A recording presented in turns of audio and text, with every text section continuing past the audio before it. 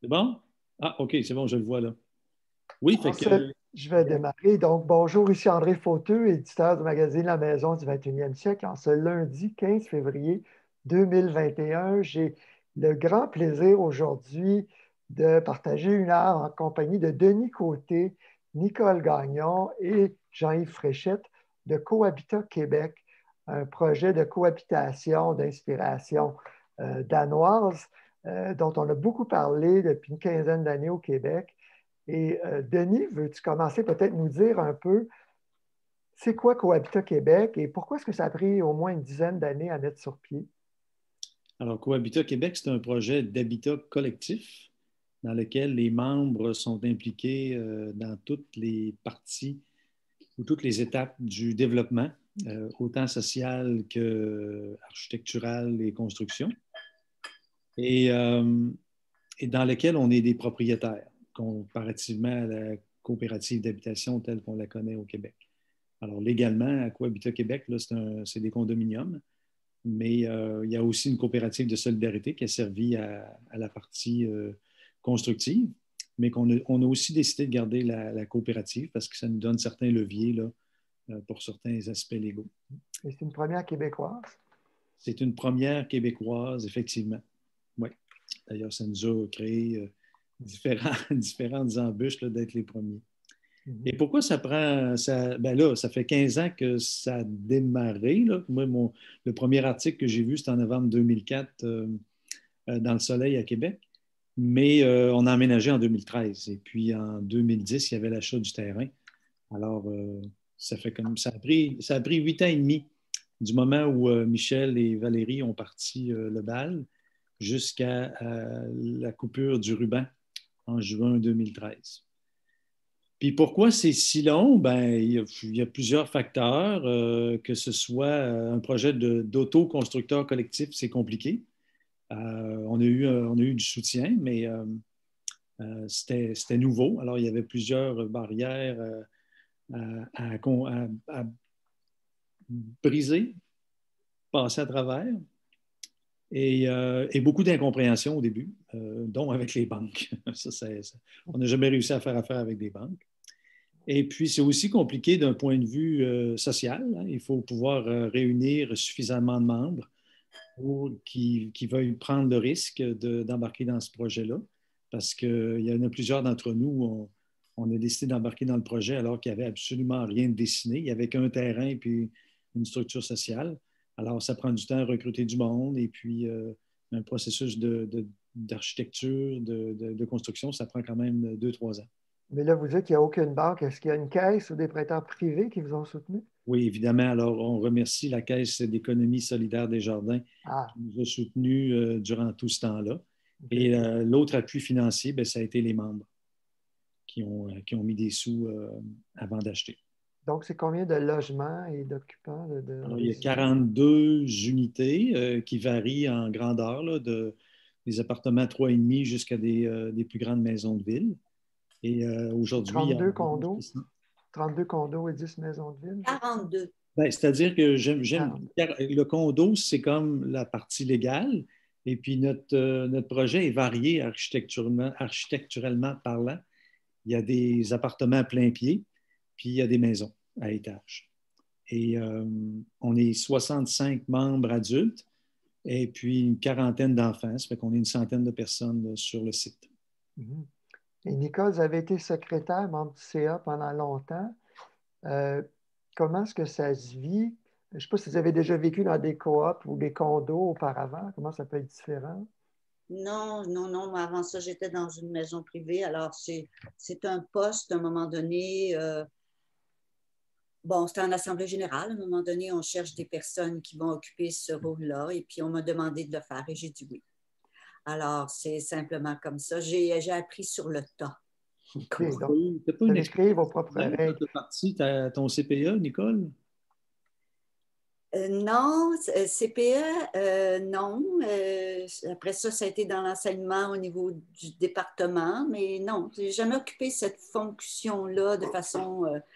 continue. Là. En réunion de département, on était chacun de notre tour secrétaire de réunion départementale, mais OK. Donc, c'était la première fois que j'occupais ce rôle-là de façon constante, avec la responsabilité des documents, si on peut dire. Oui. Ben, avant d'arriver justement au partage de tâches, voulez-vous, l'un de vous trois, ou l'une, décrire un peu justement le volet écologique de ce projet-là? C'est des bâtiments LEED, il y en a 4, je crois. Oui, c'est bien ça. Alors, durant le processus de construction, on s'est posé la question à savoir si on voulait avoir une certification LEED parce que ça a un coût de se faire certifier. Mais il y avait toujours, c'était une valeur importante dès le départ de construire des habitations écologiques. Et, et on a fait affaire avec Tergos, là, qui est une firme d'architectes qui est beaucoup concentrée sur la construction écologique. Et avec eux et avec la certification qui est fournie par EcoHabitat. Écohabitation, Écohabitation, c'est ça. On la a certification LEED. réussi à obtenir la certification LEED Platine pour les 4 bâtiments. Et notre projet a été le premier projet LEED Platine multirésidentiel au Canada. Au Canada, pas juste au Québec. Ici, Ouais. on voit les belles photos de Jean-Yves. Oui. Donc, c'est des bâtiments à haute efficacité énergétique, entre autres. Oui, mais ce qui est surprenant, c'est que quand on rentre dans la certification LEED, dans le détail, il n'y a rien de sexy puis de spectaculaire, hein. C'est dans le choix des matériaux, c'est dans le. On a des points aussi pour la position par rapport au transport en commun, la gestion de l'eau. Alors, il y a beaucoup de choses qui sont simples et cachées, mais qui fait en sorte que notre facture d'énergie est très, très basse comparativement à des logements comparables. Et oui, je dirais que c'est ça. Il y a d'autres particularités à souligner comme toit vert ou captation de l'eau de pluie. Il y a, oui, le toit vert, c'est-à-dire il y a un toit qui a été renforcé pour accueillir un toit vert. Mais bon, ce n'est pas quelque chose qu'on a fait encore, mais quand même, les toitures sont blanches, hein, pour diminuer la radiation solaire. Il y a de l'eau d'un édifice qui est récupérée dans une citerne qui sert à arroser le jardin. Et la plupart des appartements ont un bon ensoleillement naturel, ce qui fait en sorte que ça chauffe les appartements de façon passive le jour. Et puis on est chauffé avec des simples plaintes électriques, hein. Des fois, la construction écologique, on pense que La géothermie. le contexte de l'électricité bon marché au Québec fait en sorte qu'on peut encore se payer du chauffage électrique là, comparativement à d'autres places juste en dehors du Québec, par exemple. Ça n'aurait pas été rentable de faire de la géothermie pour les 4 bâtiments, par exemple? On y a pensé. C'est un gros investissement à la base et c'est un choix qu'on ne pouvait pas faire avec le budget qu'on avait à ce moment-là. Mais de toute façon, en multilogement, c'est facile de réduire de 50 minimum les coûts de chauffage par rapport à une familiale. Oui, je pense que je pense que la facture d'électricité de Jean-Yves Pinicol doit être autour de 40 ou 50 $ par mois. Exact. Chauffage inclus 12 mois par année. Oui. Très intéressant. Donc, Nicole, au niveau de la participation, donc, quand les gens sont dans une coop, par exemple, justement, il y a des comités, tout le monde doit contribuer, mais je parlais à la coop du Bois-Hélène, par exemple, à Montréal, où on disait que ben, les personnes de 80 et plus ou en perte d'autonomie ne sont pas obligées de collaborer, de donner tant d'heures par mois. Chez vous, il n'y a pas de gens qui reçoivent des soins à domicile à Cohabitat Québec? Non, on n'est pas encore assez vieux pour ça. C'est-à-dire qu'on a une doyenne qui a 86 ans, là. Quand même. Françoise, oui. Oh, 80. Et, Françoise, écoute, avant la COVID, là, bon, moi, je sais que quand j'allais nettoyer la salle de jeu des enfants et faire, je voyais qu'il y a des déguisements qui étaient décousus, brisés. J'apportais ça à Françoise. Françoise, c'est une couturière, alors elle réparait ça. Donc, chaque personne peut participer à partir de son âge, ses moyens, Mais en même temps, je veux dire, à quelque part, quand les personnes arrivent à cohabiter, il y a comme, c'est une entente entre la communauté et les personnes. C'est certain qu'à certains moments donnés, il y a peut-être des gens qui ne peuvent pas, pour toutes sortes de raisons, occuper leur rôle comme ils le souhaiteraient. La communauté est très bienveillante pour ça. Alors, à venir jusqu'à date, il n'y a pas vraiment eu de problème, même qu'il y a eu un comité qui s'est attardé sur le fait la participation des membres et tout. C'est quelque chose qui est toujours présent dans notre réflexion comme membre de la communauté. Est-ce qu'on participe suffisamment? Est-ce qu'on est bien engagé? Tout ça est toujours d'actualité, disons. Mm-hmm. Et la vie intergénérationnelle aussi, on en parle dans le numéro de mars, c'est pour ça qu'on s'est parlé, Jean-Yves. Ce dont on entend surtout parler, évidemment, c'est les maisons bigénération, où on agrandit une maison de banlieue, par exemple, où on peut mettre une mini-maison des fois dans les cours arrière, des choses comme ça. Mais avec le vieillissement de la population, est-ce que pour vous, le multilogement intergénérationnel, c'est vraiment une formule gagnante? Denis? Moi, je dirais oui d'emblée, parce que le bigénérationnel avec ses parents, c'est quand même limité. Il y a juste un couple de personnes avec qui tu peux vivre, alors que dans un contexte comme le nôtre, ben, à ce moment-là, ça devient plus facile, il y a plus de potentiel, et puis il y a des connivences qui se créent, comme ma conjointe et moi, avec Jean-Yves et Nicole, on est devenus des amis. Alors, c'est toi le chum dont tu m'as parlé. Je ne sais pas. Qui est plus jeune. Oui, c'est lui. Ah bon. Alors, il va se créer des connivences puis de l'entraide comme ça. Des fois, c'est parce que les gens habitent un à côté de l'autre. Mais l'intergénérationnel, je dirais, survient de façon spontanée comme ça, juste du fait de vivre en proximité physique. Parce que oui, Nicole? Je peux poursuivre là-dessus parce que l'intergénérationnel, souvent, on pense aussi que c'est les grands-parents avec les petits-enfants. Ouais. À cohabitat, c'est tellement plus vaste que ça. C'est comme, bon, on a des liens avec des gens de notre âge, on a des liens avec des jeunes parents, style Denis Marie-Chantal, qui sont très près de nous. Puis Denis est un agent double, c'est-à-dire qu'il est aussi près de notre fils qui habite cohabitat. Alors, tu vois, et on est présent auprès de jeunes enfants, d'adolescents. Alors, c'est magnifique comme ressourcement, comme énergie positive de la vie, d'être en présence de ce bassin-là, parce que c'est vraiment un bassin de gens de tous âges, avec leur potentiel, leur qualité, leurs expériences de vie. Et cette communication-là, en vivant à cohabitat dans le contexte de ce type d'habitation-là, c'est quelque chose qui est facile et privilégié. Tout à fait. Jean-Yves, j'aimerais que tu poursuives là-dessus, mais je veux juste mentionner que le dossier que j'ai écrit avec mon collaborateur Stéphane Gagné, il a appelé un groupe de ressources techniques qui lui a recommandé des logements sociaux où c'était des 55 ans et plus, et donc des gens jusqu'à peut-être 90 ans. Et donc, on s'est fait recommander de parler à ces gens-là pour parler d'habitat intergénérationnel. Ça a quand même des limites quand c'est juste des 55 ans et plus. Jean-Yves? Oui, ben écoute, une anecdote comme ça que je me plais à citer souvent, c'est que j'ai un ami qui vit dans un co-housing à l'extérieur du Québec, dans une des provinces anglophones. Et puis eux, leur stratégie de départ, c'était de se réunir des gens autour de 60-65 ans qui venaient de prendre leur retraite, puis de se créer un beau milieu entre eux, tu sais, bon, un truc très, très confortable, avec une belle complicité, etc. Puis à un moment donné, on se parle, puis je dis, puis comment ça va? Oui.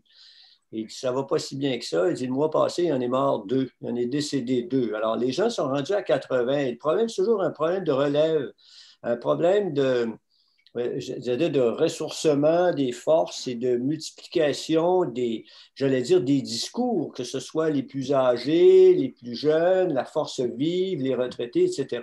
Puis moi, je trouve que ça, ce qui est difficile à faire d'une façon, j'allais dire, théorique, là, puis d'essayer de voir comment on pourrait mettre ça en pratique, à Cohabitat, je crois que la structure même de l'architecture, c'est-à-dire ces 4 bâtiments qui sont disposés en quadrilatère avec cet espace de jeu au centre pour les jeunes, etc. Et surtout d'exclure les voitures de la proximité des maisons fait que on est obligé de se promener à pied, puis quand tu te promènes à pied, bien, tu te parles parce que tu te rencontres plus souvent, etc. Alors, je dirais qu'il y a comme une astuce architecturale au niveau du design qui, globalement, favorise ces interactions-là. Puis ça, alors ça, c'est une chose, mais l'autre chose, c'est que ça fait Même en temps de COVID aussi, vous voyez de...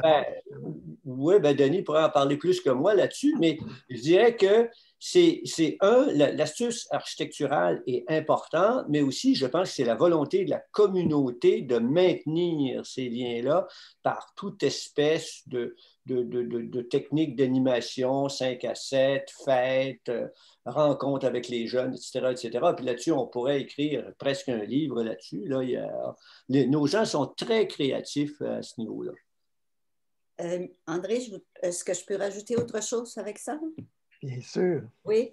Alors, je dirais qu'au niveau de l'architecture, c'est vrai que les bâtiments et tout ça, la cour intérieure, mais il y a un élément de plus qu'il faut rajouter par rapport à l'architecture, c'est que les habitations sont construites en fonction de différents besoins.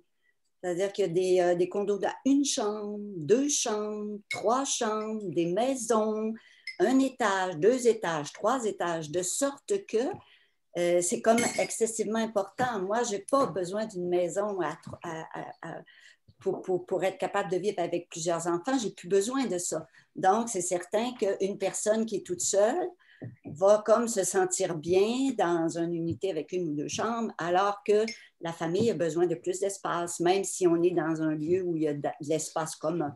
Alors, c'est un élément important. Qu'est-ce que je voulais rajouter par rapport à ça? Oui, c'est le pourcentage aussi des gens qui sont là.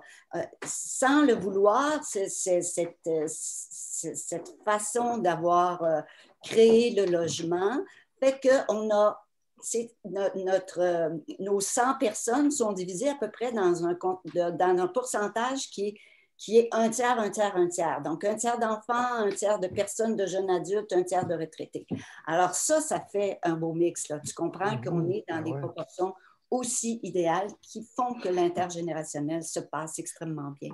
Et plus représentatif de la société. Voilà, exactement. Oui. Mais aux États-Unis, le concept du cohabitat senior, ça existe. Puis il y a des gens qui veulent se retrouver dans des concepts comme ça, ce qui est tout à fait légitime. Mais l'intergénérationnel, ben, c'est comme on fait chez nous. Là. Il y a de tous les âges. Là, je ne sais pas, le plus jeune à quel âge, là, même pas 2 ans? Non, 1 an et demi, oui. C'est le fils à... Emilio, ben, c'est peut-être la petite fille de Ah non, c'est la petite fille de Geneviève. Ouais. Puis j'insiste là-dessus, on n'a jamais, des gens, des fois, ils nous demandent ben, comment vous avez fait pour avoir des gens de tous les âges. Bien, évidemment, on n'a pas un quota, puis on dit non aux gens. Là, ça a été vraiment avec la diversité des logements, comme Nicole le disait. Puis, je te dirais, grosso modo, la grosseur des logements fait en sorte qu'on retrouve la distribution qu'on a là. Et parlons de cette fameuse maison commune, justement. Tu es un cuistot, Denis? Moi, je suis un des chefs cuistots, oui. OK. Alors, c'est la... Denis, c'est lui le plus chérant de la gang. Nous autres, les repas de notre équipe, on réussi à sortir ça pour 80 personnes, autour de 3 $ du repas. Okay. Denis, lui, il pète ça à 5, 5,5, puis on mange bien, par exemple. Mais il est chérant pas mal. C'est les crevettes tous les soirs. Du bar. En temps normal, pas en temps de COVID, il y a un repas commun par semaine. Et c'est à tour de rôle, là, les équipes qui vont cuisiner un repas. Puis on a en moyenne entre 50 et 60 personnes qui viennent au repas commun. Et puis c'est vraiment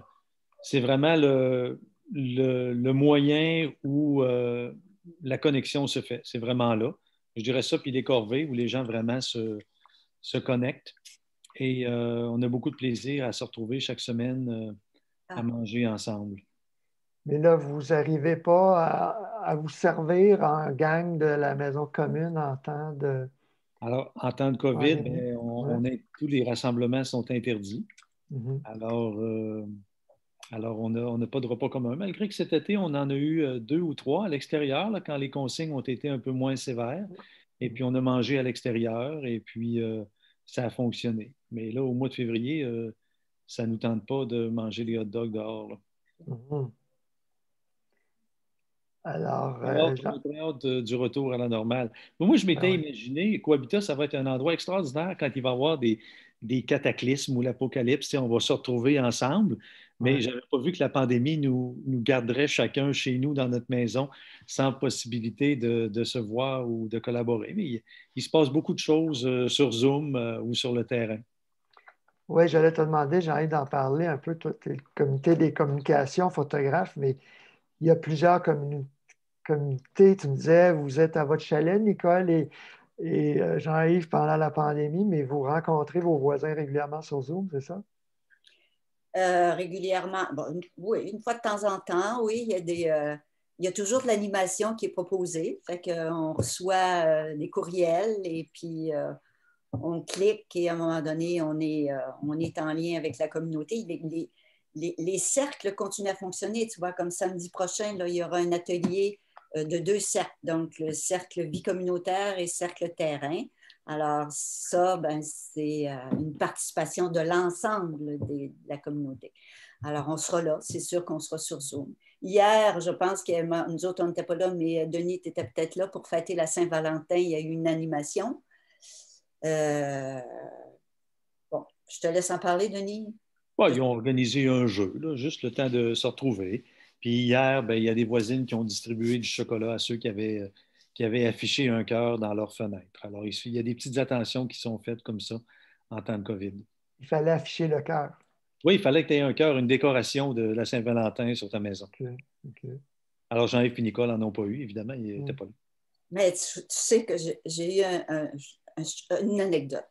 C'est Louise qui habite en bas de notre bâtiment, ou dans le bâtiment D. Elle avait son petit-fils et elle nous envoie des photos parce que son petit Nicolas est en train de fabriquer des chocolats, des cœurs en chocolat. Et en me promenant dans le bois, j'avais pris une photographie d'un sabot de chevreuil qui faisait exactement la forme d'un cœur. Alors, j'envoie un message à Louise pour dire à Nicolas que je voulais faire un échange avec lui. Alors, en échange d'un cœur en chocolat, j'aimerais lui offrir un cœur en neige.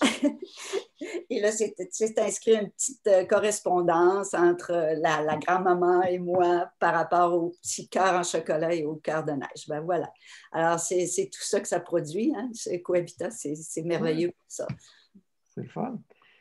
Jean-Yves, je veux que tu me racontes un peu, tu es un prof de cégep à la retraite et comment ta vie sociale a changé, comment Cohabitat a répondu à un besoin, en fait, pour toi, Nicole? Oui, pour les deux. Oui. Ouais, c'est un peu quelque chose qu'on découvre après coup, hein, parce qu'on, même si on prend sa retraite, on peut réfléchir encore un peu. Jean-Yves s'est trouvé un public à Cohabitat. Non, mais écoute, pour un prof de littérature comme moi, qui essentiellement mettait l'accent sur une forte présence du prof comme animateur, j'ai adoré ce métier-là parce que, je veux dire, tu as 140 spectateurs par semaine qui viennent te voir 4 fois. Puis ils sont là. Alors, moi, j'ai toujours aimé ça. Sauf que puis j'avais aussi de bons collègues. On avait un département intéressant. J'avais de bons amis. Puis, tu sais, les amis, moi, en tout cas, quand tu es prof de littérature, les gens qui venaient à la maison, c'est des gens qui étaient profs de littérature aussi. Donc, on placotait littérature, puis on se voyait assez souvent. Mais tu prends ta retraite, puis je me suis rendu compte que c'est très, très, très rapidement, les liens se brisent, pas parce que tu veux les briser, mais parce que tu cesses de te présenter au collège. Donc, ton lieu d'appartenance professionnelle, c'est un peu dissolu. Alors, qu'est-ce que tu fais pour te réinventer avec ça? Et c'est là que Cohabitat est arrivé dans le décor. Et ma foi, ça a été magique. Puis moi, ce que j'ai aimé, justement, c'était la diversité. On parle de diversité là, dans la structure sociale québécoise, puis de tous nos mots en N, W, ou en tout cas, nous, on a un mot en V qui est le mot voisami, puis lui, on ne met pas des astérisques à côté du mot, on le prononce, et c'est ça que j'ai trouvé intéressant, c'est-à-dire que le voisinage n'était pas juste basé sur des relations de proximité territoriale, mais sur des relations de connivence à la fois à tous les niveaux, aussi bien artistiques, émotives, des valeurs, quoi, oui, c'est ça. Tu sais, on a, nous, les vieux, là, on s'appelle les apprentissages. On se réunit une fois par semaine, le lundi, mais il n'est pas exclu que sur semaine, on se rencontre, ces personnes-là encore, pour aller à des spectacles, pour aller écouter de la musique, voir du théâtre, etc. Là, il y a comme une vie sociale très nourrissante qui s'est organisée à partir de cette scène-là. Tu vois, on voit Pierre-Jean, puis... qui chante. Alors, tu sais, il y a les gens qui veulent s'exprimer à Cohabitat, je veux dire, ils peuvent le faire. Puis je pense qu'on a le souci de se donner moi je te dirais, bon, on met en place des activités qui favorisent ces échanges-là à plusieurs niveaux. Tiens, actuellement, il y a des échanges au niveau du cinéma, par exemple, mais ça peut être au niveau de la musique, ça peut être au niveau des dégustations de bière, n'importe quoi. Alors, tout ce qui peut faire plaisir aux gens lorsqu'ils vivent ensemble, on essaie de faire. Alors, nous, on est tombés là-dedans, puis c'est formidable parce qu'on s'entendait bien avec les gens qui étaient autour de nous. Et les voisins sur votre rue, au début, ils vous ont pris un peu pour des hippies? Ah, ben c'était pas. Ouais, tu sais, c'est toujours intriguant quand tu vois une gang de monde s'installer sur un terrain dimanche après-midi, faire des pique-niques, sortir des bouteilles de vin, puis placoter ensemble. Tu dis, mais qu'est-ce qu'ils font là? Alors, tu vois, ça, c'était la structure du bâtiment existant qui a été récupérée, puis ça nous a permis d'accumuler beaucoup de points liés de cette histoire-là. Alors, on se faisait, puis on avait beaucoup de réunions aussi. Alors, les gens disaient, c'est qui ce gang-là? Tranquillement, les gens se sont aperçus qu'on était du monde bien ordinaire, mais qu'on avait juste des objectifs communautaires importants qui étaient partagés, puis qui étaient des principes selon lesquels non seulement on voulait vivre, mais selon lesquels on vivait réellement. Alors, quand on organise notre fête des voisins, par exemple, au mois de juin, ben, c'est toute la rue qui est invitée. Là. Alors là, ça devient intéressant. Là. C'est pas juste un truc théorique ou c'est pas juste un truc qui paraît dans les revues. C'est pas un gâteau fermé. Nicole? Oui, je voulais simplement rajouter que quand on a décidé, nous, de vendre la maison puis de participer au projet Cohabitat, mon père qui venait voir la construction, il avait peur. Il avait peur qu'on s'engage dans quelque chose qui n'allait pas donner de résultats. Puis longtemps, au début, quand tout ça est arrivé, on me disait, puis ta commune, comment ça va ta commune, ta sec? Puis on mettait des qualificatifs de ce genre-là. Là. Ouais. Écoute, quand on est les premiers, ben, c'est évident que le modèle n'est pas coutumier. Donc, ça donne le front pour qu'on reçoive des caricatures comme celle-là. Mais bon. Je pense qu'on passe le test. Là. Mais ce que je voulais dire par rapport à la communauté, c'est que la communauté s'est engagée au niveau de valeurs humaines et non pas de valeurs religieuses ni valeurs politiques. Donc, c'est asocial et apolitique. Donc, on est dans des valeurs de respect humain. Voilà. Mais parlant de valeurs, Denis, parle-nous un peu de sociocratie. Qu'est-ce que ça mange en hiver? Ah oui, c'est un mot un peu compliqué pour lequel on ne devrait pas avoir peur. Dernièrement, j'aime ça présenter la sociocratie, c'est comme une langue de collaboration. Hein, c'est dans la langue, il y a quelques règles simples. Et puis, ça va avec la communication non violente, en fait. Ben, ça, c'est deux choses. Quand on vient à Cohabitat Québec, on s'est engagé, on s'engage à suivre une formation en sociocratie et une autre en communication non violente. Alors, la communication non violente, ça le dit vraiment, c'est pour la communication, tandis que la sociocratie, c'est vraiment pour l'organisation. Comment est-ce qu'on s'organise entre nous pour effectuer ce qu'on désire accomplir dans la communauté? Donc, Alors, la prise de décision, ce n'est pas un vote majoritaire. exactement. Alors, un élément essentiel de la sociocratie, c'est de voter par consentement, hein, qui n'est pas du consensus. Le consensus est très exigeant et ça peut être compliqué. On a l'impression qu'on n'arrive jamais au consensus ou que des gens restent frustrés. Parce que le consensus, il faut que tout le monde soit d'accord, c'est ça? C'est ça. Alors que le consentement, c'est moins exigeant. On demande seulement aux gens de ne pas avoir d'objection.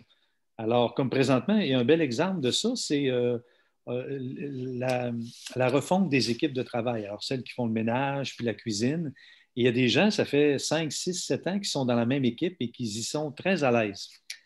Et là, ce qui arrive, c'est qu'il y a eu beaucoup de gens qui sont partis, il y a eu beaucoup de nouveaux et des équipes se retrouvent déséquilibrées. Alors, pour le bien de la communauté, il faut refaire les équipes.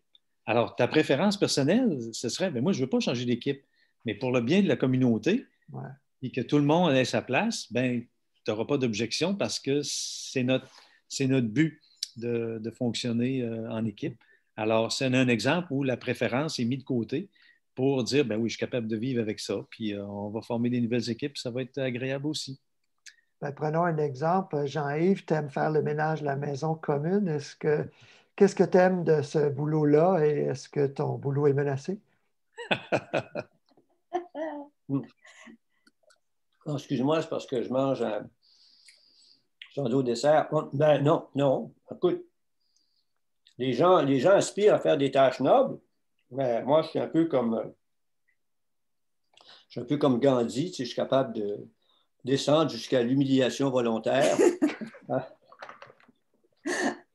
Alors, là, non, mais laver le plancher, pour moi, j'aime ça parce que le premier travail que j'ai fait quand j'étais étudiant, j'étais janitor, OK, pour une compagnie qui je ne sais pas même plus si elle existe, là, mais alors je lavais des planchers. Alors, il y a comme je renoue avec mon adolescence un peu.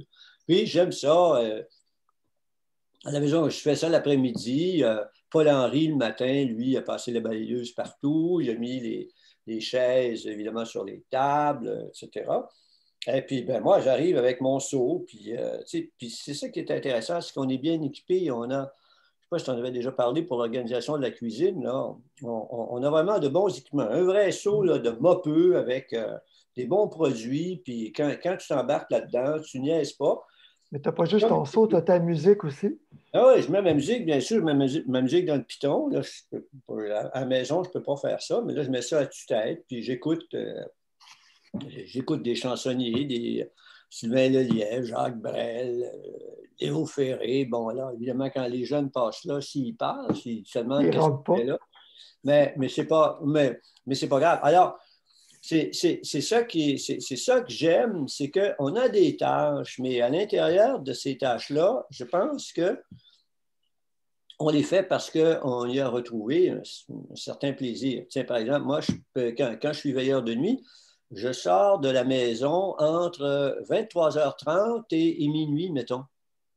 Alors, les gens disent, mais comment tu fais pour sortir? Il y a des gens qui me disent ça, mais c'est donc bien dur. Mais c'est pas dur du tout pour moi. Je me couche jamais avant minuit et demi, 1 heure. Alors, d'aller prendre un petit bol d'air comme ça, en faisant le tour de la maison commune, pour moi, tu vois, c'est presque rien. Alors, il y a des gens, Denis, lui, il passe la souffleuse. Il aime ça se faire embourber de poudrerie, puis j'imagine. Exhaust. Hein? Exhaust. Non, alors, mais moi, je ne veux pas passer à la souffleuse, j'ai ça.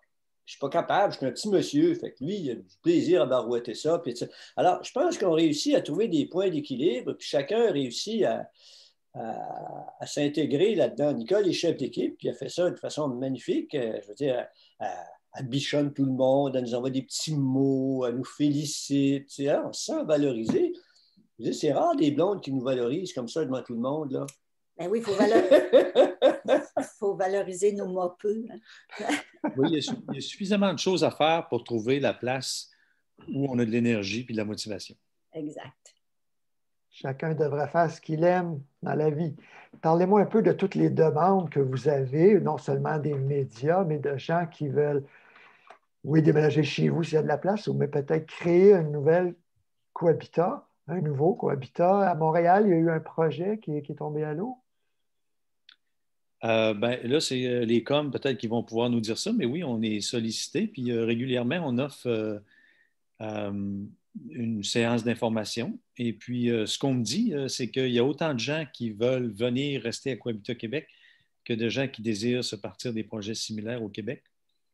Et puis, à l'occasion aussi, on offre une formation là, sur notre expérience, comment démarrer un cohabitat au Québec. Puis, ça arrive ponctuellement là, qu'on va offrir des conseils à des groupes, là, comme le dernier à Montréal. Là. Je suis quand même assez près d'eux autres. Et puis, on répond à leurs questions. Donc, à Montréal, il y a encore un groupe ou c'est un nouveau groupe? Alors, c'est un nouveau groupe qui a démarré il y a peut-être un peu plus d'un an et qui ont maintenant le soutien d'un GRT.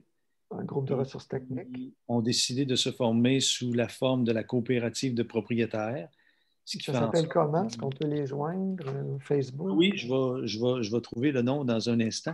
Ils ont décidé de se former sous la forme de la coopérative de copropriétaires qui leur permet justement d'avoir accès à de l'aide financière parce que le terrain est acheté par un fonds spécial. Et encore hier, je chattais avec un des membres et ils vont faire une offre d'achat sur un terrain bâtiment là, la semaine prochaine. Oh, il faut que je leur parle. Ça s'appelle PASCO. Si tu regardes dans le groupe Cohabitat du Québec en formation, je ne sais pas si tu y es membre, mais je t'invite à devenir membre du groupe Cohabitat du Québec en formation. Tu vas avoir des nouvelles là, d'au moins ce groupe-là. Il s'appelle FASCO? Espace Co. Espace Go? Co. K-O? C-O. C-O. C-O. OK. J'avais compris Espace Co. Et qu'est-ce qui prend? C'est quoi justement? Parce que c'est comme les éco-villages. On entend parler depuis des années, puis il y en a, ça se compte sur les doigts de la main au Québec des éco-villages. Qu'est-ce qui fait qu'à un moment donné, la colle a prise, la pente a levé à Cohabitat Québec, selon vous? Ça prend un minimum de familles qui s'impliquent financièrement, quoi.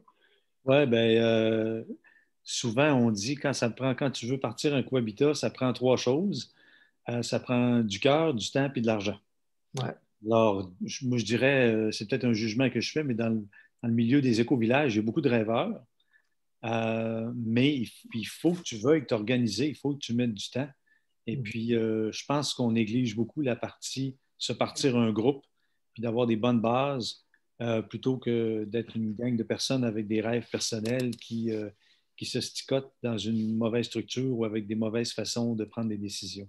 Et diriez-vous que ça prend plus de cœur et de temps que d'argent? Ça prend les trois. Okay. Ben vous, c'est ça, c'est des condos, donc il fallait acheter, c'est quoi, de 250 000 à 400 000 selon le nombre de chambres. Mais encore là, si tu pars en éco-village, il faut que tu achètes le terrain au début. Ouais. Alors, puis le terrain, c'est souvent... les gens ont peut-être les moyens de s'acheter un lopin, un lot, mais au début, pour faire le projet collectif, il faut que tu achètes le terrain. Et puis ça, ça peut être un enjeu. Mais c'est certain qu'il y a du potentiel au Québec. Je veux dire, tu sais, l'accès à la propriété est moins dispendieux en région qu'à Québec ou Montréal. À Montréal, c'est vraiment un enjeu. C'est pour ça que le nouveau projet avec la coopérative de propriétaires, ils peuvent réussir à se bâtir en milieu urbain parce qu'ils ont une aide financière. Mais sinon, si ce n'était que deux, ça ne fonctionnerait pas. Ce ne serait que des projets pour des gens très aisés. Mm-hmm. Moi, je vais devoir vous quitter. Bien, merci beaucoup d'avoir été là, Denis. Je vais vous laisser terminer l'entrevue. Merci. Au plaisir. À la prochaine. Salut, Denis. Salut. Bye. Salut. Bonne continuation. Bonne fin de journée. Salut à Marie-Chantal. Je ferai ça. Salut. Bye. Alors, avant de clore, qu'est-ce qui serait, quel serait le message que vous voulez véhiculer aux gens qui nous écoutent? de ne pas avoir peur à un moment donné de se lancer dans des aventures comme ça parce que surtout quand on vieillit, on devient un peu, comment dire, Frileux, euh, plus prudent. sérieux, plus anxieux par rapport à la nouveauté, au futur, au devenir. Et puis, quand on sent qu'on est bien soutenu au niveau d'une communauté, même si la communauté plus jeune, mais ces gens-là ont du dynamisme, ils ont de l'intelligence, ils peuvent nous aider à faire ce saut-là quand c'est bien organisé, bien structuré, comme le disait Denis. Moi, je me souviens quand au départ, on est arrivé et qu'on a écouté ces gens-là, c'est des gens qui étaient transparents dans leur information, dans ce qu'ils nous offraient. On sentait qu'on pouvait leur faire confiance. Et ça, je pense que c'est extrêmement important de donner cette impulsion-là au départ. C'est moi, j'appelle ça de la transparence parce que c'est important de savoir dans quoi on s'embarque.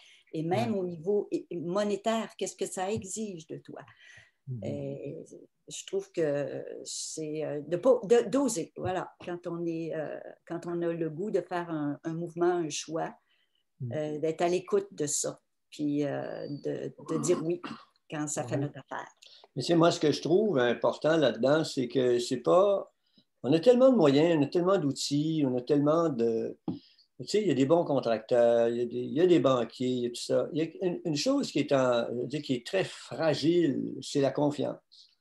Et quand on s'embarque dans des trucs comme ça, tu sais, on a toujours, on y pense, tu sais, on dit, il y a peut-être un escroc là-dedans. Tu sais, il y a peut-être quelqu'un qui va faire faux bond. Il y a tellement d'histoires noires dans la construction tu sais, des gens qui sont allés chercher des sous, la compagnie fait faillite, le numéro est perdu.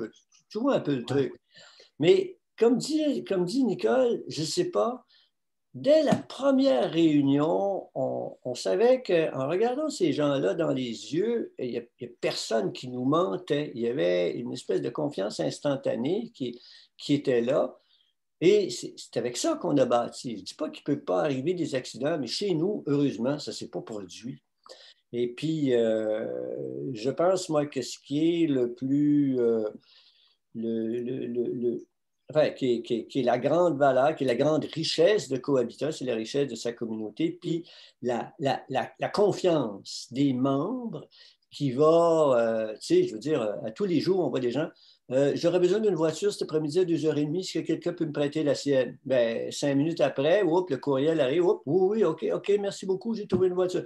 Ah, j'aurais besoin de quelqu'un pour aller chercher Marianne après son cours de ballet. Ah, OK, je vais y aller. Bon, tu vois, c'est des trucs comme ça. La gentillesse amène la gentillesse, puis c'est un mot qu'on. Qui dit ça aujourd'hui? La gentillesse, la politesse, l'entraide. Il y en a des gens, mais de trouver, je veux dire, 40, 100 personnes, en fait, qui sont d'accord pour que cette structure-là vive de cette façon-là, c'est rare. Et quand ça arrive, on s'organise pour la préserver parce qu'on a quelque chose entre les mains qui est comme un vrai trésor. Mais ça, on peut le voir dans le logement social, qui représente peut-être 10% des logements au Québec. Mais évidemment, là-dedans, il peut y avoir beaucoup de gens fragiles à plusieurs points de vue, ce qui fait que peut-être les relations seraient plus tendues. Moi, je trouve votre formule est tellement géniale d'autopromotion. C'est sûr que quand c'est toi qui te fais construire, tu vas t'assurer qu'il y ait des inspections et que la qualité soit au rendez-vous. Donc, vous avez une firme très connue en Tergos à Québec qui fait la conception architecturale et aussi la construction. Puis moi, ce qui m'inquiète ces temps-ci, c'est la pénurie de main-d'œuvre qui est autour de 7 000 ouvriers et ouvrières juste dans le résidentiel, selon l'APCHQ. En temps de pandémie, on pensait que ça ralentirait. Ben non, il y a un boom construction-rénovation. Les gens ne sont pas capables d'avoir de la main-d'œuvre bien formée. J'ai un annonceur qui vient de faire faillite qui faisait un excellent travail et les sous-traitants ont cochonné la chose. Donc, moi, je dis aux gens, soyez prudents, je dis toujours, prenez des entrepreneurs Nouveau Climat. Idéalement, dans le groupe Select Nouveau Climat, c'est des constructeurs qui ne font que de la maison Nouveau Climat, inspectés gratuitement par des délégués des privés qui sont mandataires du gouvernement. Alors, vous, ça a été le cas, ça a été vraiment professionnel de A à Z, en fait. Mais on avait dans notre réseau des ingénieurs qui travaillent, des ingénieurs mécaniques, informaticiens, des gens qui avaient des habiletés des compétences. On pouvait se fier à ces gens-là parce qu'ils étaient même impliqués. C'était des gens de notre communauté, tu vois. Ben, moi, en tout cas, je trouve qu'on a été vraiment chanceux de trouver ce groupe-là. Je te dirais que Construction Lisse, là, Yannick, je ne sais pas son nom. Villeneuve. Non, pas Villeneuve. Oui, c'est pas Torgos qui l'a construit, c'est Lisse. Ouais, c'est Construction Lisse, oui. Lui c'est Yannick Cousineau. Yannick Cousineau, là, c'est une soie, c'est un gars il voulait faire ce projet-là. Puis il voulait le faire d'une façon, j'allais dire, il y avait, il ne voulait pas le faire pour les sous, là. Il voulait voir émotivement comment ça se passerait. C'était pour lui, ça faisait partie de ses valeurs d'arriver à mener ça au bout. Moi, je me souviens d'une réunion où on avait eu, à un moment donné, on a eu une impasse au niveau financier. Il nous manquait, je ne sais pas quoi, mettons 250, 300 000, là, comme ça. Puis on fait une réunion, Yannick est là, et puis là, Michel dit, là, il faut remettre de l'argent dans le pot. Combien êtes-vous prêts à prêter à Cohabitat? Ben, ce soir-là, on a ramassé 350 000 $, là, comme ça. Là. Puis je me souviens que Yannick, quand il est sorti de là, il a dit « Yes! » Tu comprends-tu cette espèce de cri de victoire qui, pour lui, c'est parce qu'il voulait faire le projet. Ça permettait de commencer la construction, c'est ça. Puis, il nous a tellement aidés. On a eu des embûches. Là. Denis pourrait détailler ça. Vous trouvez où ce 350 000 $-là? Hein? Qui a fourni le 350 000 $? C'est nous. Chaque famille? Oui, c'est ça, chaque famille. Qui pouvait, qui voulait. Il n'y a personne qui était obligé. C'était... c'est ça. Nous, Moi, je ne me rappelle pas du montant exact, mais de toute façon, ce qui est arrivé, c'est que ça a été remboursé, là, c'est ça. C'est comme 35 familles fois 10 000. Oui, mais c'est ça. Mais tu vois, nous c'était facile pour nous. On avait une maison, elle était payée. Ça fait qu'on avait une hypothèque mobilière. Tu sais, c'est du cash facile. Tu dis, j'ai besoin d'un chèque de 50 000, tu t'en vas, tu as un arrangement, tu sais, tu mets 50 000 $ dans le pot, ça se fait comme ça. Mais il y avait des gens qui ont... Puis il y en a d'autres qui étaient plus fragiles, mais ils l'ont fait pareil, tu vois. Et ça, c'est vraiment extraordinaire. Tu sais, Denis disait qu'il faut 3 choses, là. Effectivement, il faut avoir le sens du risque aussi, mais il faut surtout... faut dire... aimer la vie puis avoir confiance au monde. C'est ça qui est à quelque part. Nicole, comme administratrice, j'ai une question pour toi. Dans les condos, souvent, ça va bien se passer, mais très souvent aussi, c'est la chicane qui pogne parce qu'on me dit que souvent, ça va être des gens professionnels ou qui ont réussi en affaires qui aboutissent sur le CA, des fois des égos plus gros que d'autres, et qui ne sont pas experts en immobilier, en rénovation et tout ça. Et c'est plutôt des experts en contrôle de dépenses et qui ne vont pas investir suffisamment donc, dans les fonds de prévoyance pour l'entretien des bâtiments. Comment ça se passe chez vous? Bien, c'est le cercle bâtiment qui s'est occupé de vraiment faire l'évaluation de tout ce qui s'appelle nos bâtiments et la prévoyance de ce qu'on allait avoir besoin de faire comme réparation dans 5 ans, dans 10 ans, dans 15 ans, dans 20 ans, et de proposer au CA, avec l'aide d'une firme, un montant qu'il fallait mettre dans notre pot, là. Et tout ça, c'est fait de façon très transparente à partir d'un cercle qui a, lui, fait l'évaluation. Après ça, ça a été amené au CA, en Assemblée générale. Alors, tout le monde était au courant de tout. C'est pas 2-3 personnes qui décident. Pas du tout. Les chiffres étaient au tableau, tout était... Je te dis, là, le cercle gestion à Cohabitat, là, c'est magnifique de voir comment ils présentent à l'Assemblée, l'ensemble des gens. Pourquoi on a besoin d'investir tant d'argent? Pourquoi mes frais communs augmentent? Tu as la grosse question, puis là, tu as tout l'explication. Alors, c'est ça qui est extraordinaire. C'est quand tu es au courant puis que tu penses que ah, ça coûte trop cher, bon, il y en a qui s'en mettent dans les poches. Non, il n'y a personne qui s'en met dans les poches quand tu vois les chiffres affichés et quand tu vois le devenir et les besoins qu'on aura de changer les portes, les fenêtres, et on ne veut pas arriver à obliger les gens à mettre un gros montant à un moment donné pour être capable de régler ce problème-là. C'est ça qui arrive toujours quand les gens n'investissent pas dans le pot. 10 ans plus tard, le toit coule. Exactement. Alors, tout ça est évalué par l'ensemble. C'est l'ensemble des gens. Les gens travaillent chacun dans leur comité, dans leur cercle, avec leur vision. Alors, bâtiments, eux, leur vision, c'est de voir à ce que les bâtiments soient non seulement beaux, qu'ils soient comment on dit ça?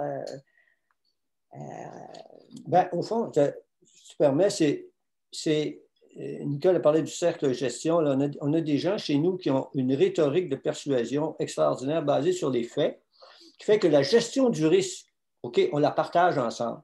Il n'y a personne chez nous qui va dire « Ah, moi, je ne veux pas augmenter pour 10 piastres parce que, mais c'est ton patrimoine que tu détruis comme ça tranquillement à chaque jour quand tu ne fais pas ça. » Alors, il y a comme une conscience qui s'est développée à partir de ces exposés très transparents, des chiffres. Des fois, il y a des experts qui interviennent dans le processus, etc. Puis on se dit, ben oui, on est bien aujourd'hui, le toit ne coule pas, mais qu'est-ce qui va se passer quand ça va couler? Alors, le mot que je cherchais, c'est la pérennité. La pérennité des bâtiments. Donc, le bâtiment, c'est ça, c'est ce mot-là que je cherchais. Donc, on évalue la pérennité, on veut que ces bâtiments-là soient rentables dans 10 ans, dans 15 ans, que ce ne soient pas des bâtiments qui sont en train de se détériorer. Alors, alors le cercle bâtiment, le cercle gestion, le conseil d'administration, l'assemblée générale, c'est tout le monde. Alors, puis dans le cercle, c'est qui fait partie du cercle? C'est des gens qui sont nos voisins. Hein? Puis avec qui on jase sa coursive, t'as-tu vu telle affaire? Et non, on sent pas qu'il y ait comme une petite poignée de monde qui gère Cohabitat. Cohabitat, c'est géré par l'ensemble des gens. C'est collégial. Tu sais ça, là, quelqu'un dit « Ah, mon condo est évalué à 400 000. Tu veux le vendre? » Tu fais venir l'inspecteur. L'inspecteur dit « Oh oui, il y a ça. Écoute, je m'excuse, mais l'eau rentre dans la cave, là. OK? Qu'est-ce qu'on fait avec ça? Ben là, on va enlever un 25 000 parce qu'il y a des travaux, il faut refaire tous les drains français, puis ça va coûter tant cher. Fait que là, tout le monde dévalue son affaire. On a un ami là, qui a acheté un condo récemment. Alors, lui, c'était une membrane qui coulait sur le toit du garage. Mais Christy, ils sont encore dans les rénovations de ce maudite membrane-là parce qu'ils n'ont pas investi à temps pour avoir un plan d'entretien qui faisait que, Alors, il y a ça aussi. Et chez nous, on a des gens qui ont la lucidité nécessaire pour faire en sorte qu'on soit éveillé par rapport à ça. Mais, tu vois, ça fait partie c'est un actif de la communauté, là. On en bénéficie, c'est un actif intangible, mais on est, moi je suis content, moi, que je pourrais te donner des noms, là, mais on n'aura pas de noms. Je ne le ferai pas, mais c'est des gens que, on aime ça les avoir avec nous, là. Nicole a parlé de coursives, donc c'est ça ici, c'est les passerelles à l'extérieur. Sur chaque... là, on est sur chaque... ici au D, là, tu vois, en avant de chaque condo, il y a comme un lieu de circulation qu'on appelle des coursives. J'ai toujours pas eu de réponse de Francis Fontaine, le photographe, qu'il faut honorer d'avoir pris cette belle photo. Quand il y a quelqu'un de mal commode, parce que ça arrive, quelqu'un de mal commode, surtout chez les fauteux, mais comment est-ce que, justement, la communauté, ça aide, comme tu disais, Jean-Yves, d'avoir des gens éloquents qui ont une rhétorique implacable. Mais comment arrivez-vous à raisonner une personne qui va un peu trop loin, justement? Est-ce que vous avez une anecdote à partager? Laissez Nicole répondre à ça. Il y a toujours des girafes qu'on appelle, des personnes qui sont au-dessus de la mêlée, hein, qui vont être capables d'aller rencontrer ces personnes-là et de voir c'est quoi